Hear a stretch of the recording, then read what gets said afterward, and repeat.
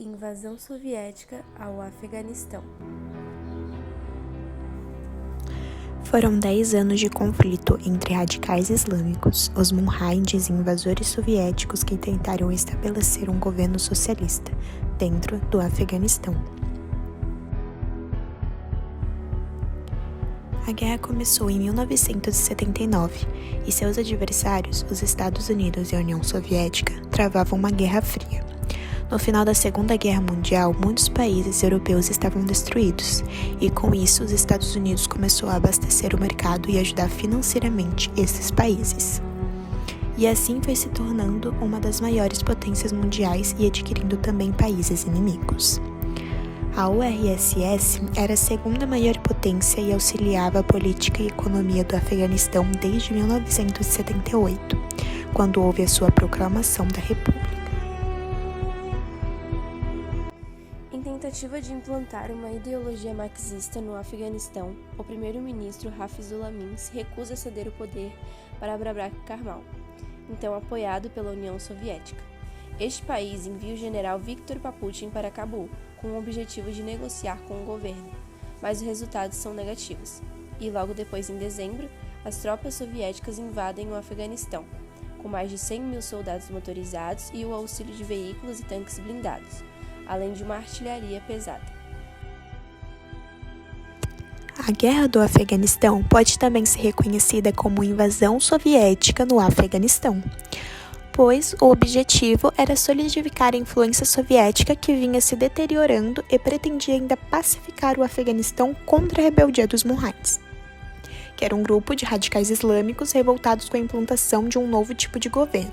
Hoje a gente conhece eles como grupos terroristas. A partir daí, os Estados Unidos começaram a auxiliar economicamente os países da oposição, se aliando à China e a países muçulmanos, tomando assim um partido perante a guerra. Também é importante a gente falar que a CIA, nesse momento, ela cria a Operação Ciclone, que é um nome código que a CIA deu para mandar armamentos para os Mujahidins. E ela se limitou a recrutar combatentes voluntários e financiamento de países árabes. Dessa maneira, Washington podia se negar a sua participação. E a Arábia Saudita foi um dos países mais ativos financiadores, mas o Egito de Al-Anha el-Sadat e outros países também contribuíram para o esforço do apoio aos Mujahidins. O plano exigia a colaboração do Serviço de Inteligência do Paquistão, de onde atuavam vários grupos jihadistas. Um exemplo de como operavam foi dado pelo parlamentar Hub Reezy, que revelou em 1988 que entregou 700 mulas do Tennessee a uma base militar em Kentucky para serem enviadas ao Paquistão. O apoio dos Estados Unidos aos Mujahidins se tornou mais escancarado com o Ronald Reagan na Casa Branca. Um lobby cada vez mais poderoso em Washington defendia intensificar a ajuda aos combatentes islâmicos, que se queixavam que as armas fornecidas não eram suficientes para frear os soviéticos. Em 1984, o Congresso americano aprovou uma resolução sobre o Afeganistão que afirmava que seria indefensável prover aos combatentes da liberdade ajuda suficiente só para aqueles que lutassem morressem, e não para impulsionar a causa da liberdade.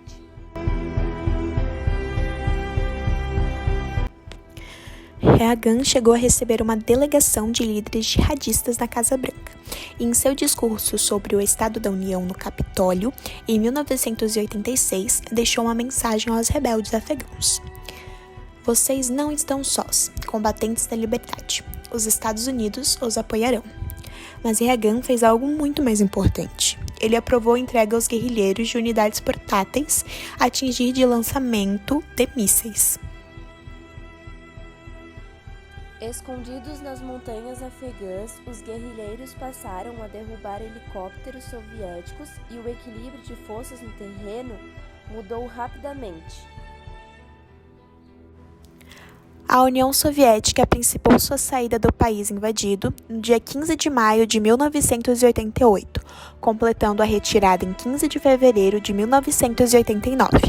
Muitos acreditam que a potência soviética teve prejuízos tão sérios com essa aventura comparada dos Estados Unidos no Vietnã, que acabaram por repercutir. em 1991, na queda da União Soviética. Osama Bin Laden nasceu na Arábia Saudita e sua ira contra os Estados Unidos começou quando Saddam Hussein, ditador iraquiano, invadiu o Kuwait em 1991. Logo em seguida, os Estados Unidos realizaram uma retaliação ao Iraque, que ficou conhecida como a Guerra do Golfo Pérsico. Osama, temeroso de uma possível invasão iraquiana na Arábia, escreveu uma carta ao rei saudita, mas esta nunca foi respondida. Os árabes aceitaram o apoio dos Estados Unidos, algo inaceitável para Bin Laden. Após este fato, Osama começou a treinar guerrilheiros no Afeganistão. A Arábia não concordou com as nações de Bin Laden e confiscou alguns dos seus bens materiais. Diante destes fatos, o terrorista deixou o seu país e rumou para o Paquistão, depois para o Afeganistão. Deixou esse país após o fim do comunismo e depois seguiu para o Sudão, onde começou a disseminação da filosofia islâmica.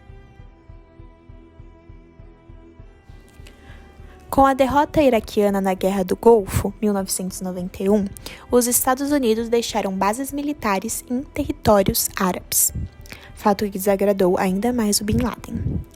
No ano de 1993, ele organizou o primeiro ataque terrorista em território norte-americano, no World Trade Center. Um homem-bomba foi responsável por 6 mortes. Após esse fato, a Arábia Saudita retirou a cidadania de Osama, que reagiu com um ataque de carro-bomba na cidade de Riad. O Sudão, país onde se encontrava Bin Laden, foi pressionado por órgãos internacionais para não abrigar mais o terrorista. Bin Laden, então, seguiu para o Afeganistão novamente. Nesse país, foi recepcionado pelo Talibã, grupo de guerrilheiros fanáticos fundamentalistas religiosos. Juntamente a Bin Laden, o Talibã conquistou o poder no Afeganistão. A partir de então, Bin Laden ficou à vontade para articular suas ações terroristas com a organização Al-Qaeda, da qual era o líder. O principal objetivo da Al-Qaeda é ir contra a influência das diretrizes ocidentais sobre os países islâmicos. A organização combate essa atuação através de uma guerra santa a nível mundial, chamada de Jihad.